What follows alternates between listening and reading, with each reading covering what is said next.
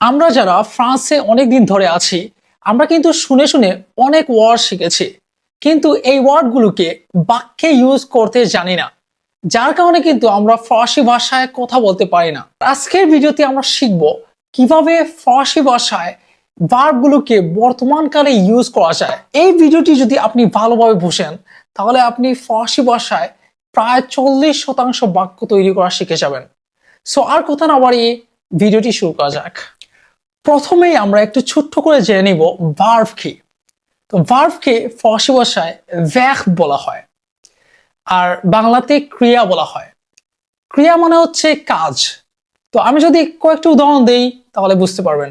যেমন ধরেন খাওয়া, ঘুমানো, শোনা, করা ইত্যাদি, এগুলোকে বলা হয় ভার্ব। ফ্রান্সেতে সাধারণত দুই ধরনের ভার্ব হয়ে থাকে। এক ধরনের ভার্বকে বলা হয় রেগুলার ভার্ব, যেগুলো নিয়ম মেনে চলে। আরেক ধরনের ভার্বকে বলা হয় ইররেগুলার ভার্ব, যেগুলো নিয়ম মেনে চলে না। আজকের ভিডিওতে আমরা মেইনলি রেগুলার ভার্ব নিয়ে কথা বলবো, কারণ আমরা যদি রেগুলার ভার্বগুলোকে ইউজ করা শিখে যাই তাহলে আমরা 95% ভার্ব ইউজ করা শিখে যাব। আর ইররেগুলার ভার্ব নিয়ে আমরা অন্য একদিন কথা বলবো, এগুলো একটু কঠিন, বাট এগুলো আপনারা শিখে যাবেন। প্রথমেই আমরা দুইটি রেগুলার ভার্ব নিব, যেমন মজে এবং ফিনিখ। মজে মানে হচ্ছে খাওয়া এবং ফিনিখ মানে হচ্ছে শেষ করা। আপনারা যদি এই দুইটি ভার্বের শেষের দুইটি আলফাবেট লক্ষ্য করেন তাহলে দেখবেন মজে শেষ হয়েছে ইয়ার দ্বারা, যেগুলোকে ফরাসি ভাষায় বলা হয় এখ, আর ফিনিখ শেষ হয়েছে আইয়ের দ্বারা, যেগুলোকে ফরাসি ভাষায় বলা হয় ইএখ। তো এই অনুসারে রেগুলার ভার্বগুলোকে দুইটি গ্রুপে ভাগ করা হয়। প্রথমে গ্রুপ তথা প্রথম গ্রুপে ওই সকল ভার্বগুলো থাকে যেগুলো এখ বা ইয়ার দ্বারা শেষ হয়, আর দুজিয়াম গ্রুপ তথা দ্বিতীয় গ্রুপে ওই সকল ভার্ব থাকে যেগুলো ইএখ বা আইয়ার দ্বারা শেষ হয়। ফার্স্টলি আমরা শিখব কিভাবে ইয়ার গ্রুপের ভার্বকে সেন্টেন্সে ইউজ করতে হয়। সেন্টেন্স বা বাক্যে ভার্ব ইউজ করা হয় সাবজেক্ট অনুসারে। এখন বলবেন সাবজেক্ট কি? আমি একটি উদাহরণ নেই, যেমন আমি খাই। এই সেন্টেন্সে ভার্ব হচ্ছে খাই, এটা হচ্ছে ক্রিয়া, আর আমি হচ্ছে সাবজেক্ট। তো আমি যেটা বলছিলাম, ভার্ব বসে সাবজেক্ট অনুসারে। যেমন খাওয়া, তো খাওয়ার আগে যদি আমরা একটি সাবজেক্ট বসাই, যেমন আমি, তো এখন কিন্তু আমরা এখানে আমি খাওয়া বলবো না, আমরা বলি কি আমি খাই। আমরা যদি সাবজেক্টটা চেঞ্জ করি তখন কিন্তু ভার্ব আবার চেঞ্জ হয়। যেমন আমরা যদি এখানে তুমি বসাই তখন কিন্তু আমরা বলি তুমি খাও, আমরা বলি তারা খায়, আমরা খাই, করিম খায়। তো এরকম কিন্তু ভার্বটা সাবজেক্টের সাথে সাথে চেঞ্জ হয়। তো এখন আমাদেরকে সাবজেক্টগুলোকে চিনতে হবে। তো আমরা প্রথমে সাবজেক্টগুলোকে বাংলায় জানবো। তো সাবজেক্টগুলো কি কি হতে পারে? যেমন আমি, তুমি, সে, আমরা, আপনি বা আপনারা, তারা, যে কোনো নাম যেমন করিম, জন ইত্যাদি। তো এগুলো হচ্ছে মোস্ট ইউজফুল সাবজেক্ট। এখন আমরা এই সাবজেক্টগুলোকে ফরাসি ভাষায় ট্রান্সলেট করব। যেমন আমি এর মানে হচ্ছে je, তুমি tu, সে ইল অথবা এল। ইল বসানো হয় পুরুষের ক্ষেত্রে, এল বসানো হয় মহিলার ক্ষেত্রে। তারপর হচ্ছে আমরা। আমরাটার জন্য দুইটা ওয়ার্ড আছে, একটা হচ্ছে আর একটা হচ্ছে নু। উটা আমরা কথা বলার সময় বেশি ইউজ করি, নুটা আমরা একটু কম ইউজ করি, এটা একটু লেখার সময় বেশি ইউজ হয়। তো যেহেতু আমরা বিগিনার লেভেলে আছি তো আমরা নুটাকে একটু বাদ দিয়ে দিব। তারপর রয়েছে আপনি বা আপনারা, এক্ষেত্রে আমরা ইউজ করি ভু। তারপর রয়েছে তারা, তারার মানে হচ্ছে ইল অথবা এল। তো ইল এবং এল এটা কিন্তু সেম উচ্চারণ, সে এর ইলের মতো। তো এখানে উচ্চারণের ক্ষেত্রে কোনো ডিফারেন্ট নেই, শুধুমাত্র লেখার ক্ষেত্রে ডিফারেন্ট রয়েছে। তারপর যে কোনো নাম, তো নাম তো আর সেমই থাকে, এটা তো আর চেঞ্জ হয় না। তো এখন আমরা সাবজেক্টগুলো পেয়ে গেলাম। তো এই সাবজেক্ট অনুসারে আমরা ভার্বটাকে বসাবো। তো চলো আমরা ইয়ার গ্রুপের ভার্বগুলো কিভাবে বসাতে হয় সেইটা আমরা শিখি। তো ইয়ার গ্রুপের ভার্বটাকে আমরা খুব ইজিলি বসাতে পারি। আমরা তো এক বা ইয়ার গ্রুপের একটি ভার্ব নিব, যেমন মজে। এই মজেটাকে যদি আমরা একটু বাংলায় চিন্তা করি, মজের শেষে কিন্তু একটা একার রয়েছে। আমাদেরকে কি করতে হবে? আমাদেরকে এই একারটাকে বাদ দিয়ে দিতে হবে। তাহলে থাকলো কি? মজ। তো আমরা এই মজ যে উচ্চারণটা আছে, সাউন্ডটা আছে, এটাকে আমরা প্রত্যেকটা সাবজেক্টের সাথে বসিয়ে দিতে পারি, শুধুমাত্র ভু, যেটার মানে হচ্ছে আপনি বা আপনারা, এটা ব্যতীত। যেমন জমজ, এর মানে হচ্ছে আমি খাই। এখানে একটা কথা হচ্ছে, এই জমজের মানে আমি খাই এবং আমি খাচ্ছি দুটি হতে পারে। ফরাসি ভাষা এই দুটি বাক্যের জন্যই ওরা শুধুমাত্র একটি স্ট্রাকচার ব্যবহার করে, আর সেটি হচ্ছে জমজ। তারপর রয়েছে তুমজ, এর মানে হচ্ছে তুমি খাও বা তুমি খাচ্ছ। ইলমজ, সে খায় বা সে খাচ্ছে। এলমজ, সে একজন মহিলা খায় বা খাচ্ছে। উমজ, আমরা খাই। ইলমজ, তারা খায়।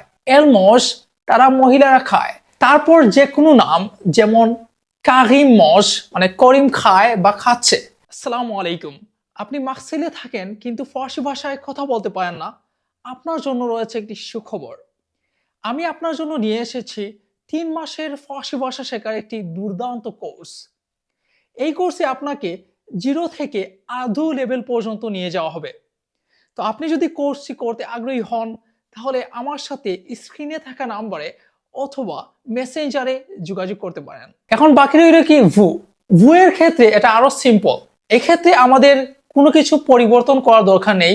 যেরকম ইনিশিয়াল বা শুরুতে ভার্ব যেরকম থাকবে সেই রকম এনে বসিয়ে দিব। যেমন ধরেন মজে, তো এক্ষেত্রে আমরা মজেটাকে পরিবর্তন করব না, আমরা সরাসরি এনে ভু এর সাথে বসিয়ে দিব। যেমন ভু মজে, আপনি বা আপনারা খাচ্ছেন। এখানে একটি বিষয় মনে রাখতে হবে, আমি কিন্তু আজকের ক্লাসে পুরোপুরি স্পিকিং নিয়ে কথা বলছি। তো এই যে সাউন্ডগুলো রয়েছে মজ, এই মজটা কিন্তু উচ্চারণের সময় সব ক্ষেত্রে সেম, বাট লেখার সময় এটাকে কিন্তু সাবজেক্ট অনুযায়ী ডিফারেন্টলি লিখতে হয়। এখান থেকে আমরা বুঝলাম যে কথা বলার সময় আমাদেরকে অনেক বেশি নিয়ম জানার প্রয়োজন নেই। আমরা খুব অল্প নিয়ম জেনেই কিন্তু সঠিকভাবে কথা বলতে পারি। এখন আমরা ভার্বটাকে পরিবর্তন করব। আমরা যদি আরেকটি ভার্ব নেই, যেমন ধরেন পাখলে। পাখলে মানে হচ্ছে কথা বলা। তো আমরা যদি একই নিয়ম ফলো করি, আমরা যদি পাখলে শেষে যে এ সাউন্ডটা রয়েছে সেটাকে বাদ দিয়ে দেই, তাহলে থাকবে কি? থাকবে পাখলা। তো আমরা এই পাখটাকে প্রত্যেকটি সাবজেক্টের সাথে ইউজ করব এবং শুধুমাত্র ভু এর সাথে আমরা সরাসরি পাখলে ভার্বটাকে বসিয়ে দিব।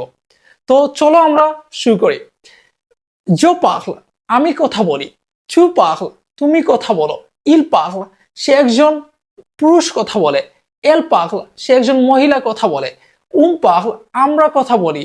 ভু পাখলে, আপনি বা আপনারা কথা বলেন। ইল পাখলা, তারা কথা বলে। এল পাখলা, তারা মহিলারা কথা বলে। তারপর যে কোনো নাম, যেমন ধরেন কারিম পাখলা, করিম কথা বলে। তো এইভাবে কিন্তু আপনারা ভার্বগুলো পরিবর্তন করে নতুন নতুন ভার্ব নিয়ে প্র্যাকটিস করতে পারেন। এছাড়া কিন্তু আপনারা এই বাক্যগুলোর শেষে নতুন নতুন শব্দ অ্যাড করতে পারেন। আপনারা কি বলতে চান, আপনাদের সিচুয়েশন অনুযায়ী বাক্যগুলোকে লম্বা করতে পারেন। যেমন ধরেন জমজ দুগি, আমি ভাত খাই। এখানে কিন্তু এই ভাত শব্দটাকে আমি বাক্যের সাথে অ্যাড করলাম। তারপর যদি আপনি এটাকে চেঞ্জ করেন, নতুন একটা বাক্য নিয়ে আসেন, যেমন ধরেন জৈত খাবাই, মানে আমি কাজ করি। এখন এটার সাথে নতুন শব্দ অ্যাড করতে পারবেন, যেমন জৈত খাবাই অন কুইজিন। তো এভাবে করে করে বাক্য কিভাবে লম্বা করতে হয় সেটাও শিখে যাবেন। আর আপনি যদি এই সিম্পল রুলটাকে বুঝতে পারেন এবং আয়ত্ত করতে পারেন, তাহলে কিন্তু ফরাসি ভাষায় 90% ভার্ব কিভাবে ইউজ করতে হয় সেটা জেনে যাবেন। কারণ ফরাসি ভাষায় 90% ভার্ব কিন্তু এক বা ইয়ার গ্রুপের। এখন আমরা ইয়েক বা আইয়ার গ্রুপ, অর্থাৎ যেই ভার্বগুলোর শেষে ইয়েক অথবা আইয়ার থাকে সেইগুলো নিয়ে কথা বলবো। যেমন ফিনেক। তো এই ফিনেক ভার্বটাকে যদি আমরা সাবজেক্টগুলোর সাথে ইউজ করতে চাই, তাহলে আমরা কিভাবে করব? আমরা যদি এই ফিনেক ভার্বটাকে একটু লক্ষ্য করি, তাহলে শেষে দেখবো একটা এক রয়েছে। তো এক্ষেত্রে আমরা এই একটাকে বাদ দিয়ে দিব। যেমন ফিনেক থেকে ফিনি, এই ফিনি সাউন্ডটাকে আমরা ভু এবং ইল অথবা এল, যেগুলো অর্থ হচ্ছে তারা, এই দুইটি ব্যতীত বাকি সবগুলোর সাথে বসাতে পারে। যেমন জো ফিনি, আমি শেষ করি, চু ফিনি, তুমি শেষ করো, ইল ফিনি, সে শেষ করে, এল ফিনি, সে একজন মহিলা শেষ করে, ফিনি, আমরা শেষ করি, এবং কারিম ফিনি, করিম শেষ করে। এখন বাকি রইল কি ভু এবং ইল অথবা এল, যার অর্থ হচ্ছে তারা। ভু এর ক্ষেত্রে আমাদেরকে কি করতে হবে? ভু এর ক্ষেত্রে এই যে ফিনি সাউন্ড রয়েছে, এর শেষে একটা সে সাউন্ড এড করতে হবে। তাহলে কি হবে? ভু ফিনিসে, আপনি বা আপনারা শেষ করেন। আর ইল বা এল এর ক্ষেত্রে ফিনিয়ের শেষে একটি সো সাউন্ড এড করতে হবে। যেমন ইল ফিনিস, তারা শেষ করে, এল ফিনিস, তারা মহিলারা শেষ করে। এই যে দুইটা ব্যতিক্রম রুল, ভু ফিনিসে, ইল ফিনিস অথবা এল ফিনিস, আরো একটা রয়েছে যেমন নু ফিনিসু। এই যে ব্যতিক্রম রুলগুলা, এগুলা কিন্তু বিগিনার অবস্থায় আমাদের জানার দরকার নাই। আমরা শুধুমাত্র এই ফিনি শব্দটা দিয়েই আমরা সবগুলোকে ইউজ করতে পারি। যেমন জো ফিনি, চু ফিনি, ইল ফিনি, এল ফিনি, ফিনি, ভু ফিনি, ইল ফিনি, তারা শেষ করে, কারিম ফিনি, কারিম শেষ করে। তো এই ক্ষেত্রে শুধুমাত্র ফিনিটা বসেই কিন্তু আমরা সবগুলা করতে পারি। হ্যাঁ, এটা গ্রামাটিক্যালি ভুল, বাট কথা বলার সময় যখন আমরা বিগিনার লেভেল অবস্থায় আছি, তখন কিন্তু আমরা এটা বলতে পারি। ইভেন যারা আফ্রিকানরা রয়েছে, যারা নতুন আসে, তারা কিন্তু এইভাবেই কথা বলে, তারা কিন্তু একবারে গ্রামাটিক্যালি 100% কারেক্টলি কথা বলে না। তো এই ক্ষেত্রে আমাদের এই বিষয়টা বুঝতে হবে।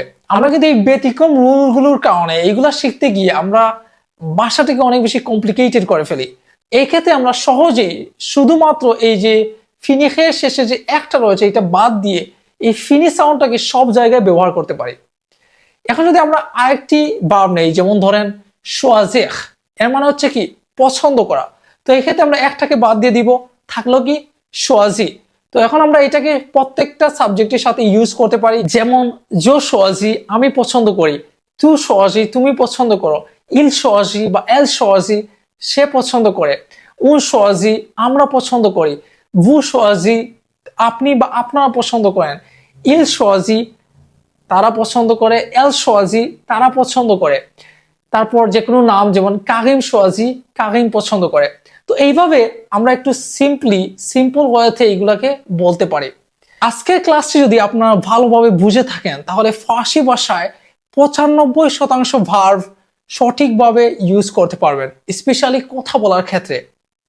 আপনাদের যদি কোনো কোয়েশ্চন থাকে, কোনো কিছু না বুঝে থাকেন, তাহলে কমেন্ট বক্সে জানিয়ে দিতে পারেন। I will be very happy to answer.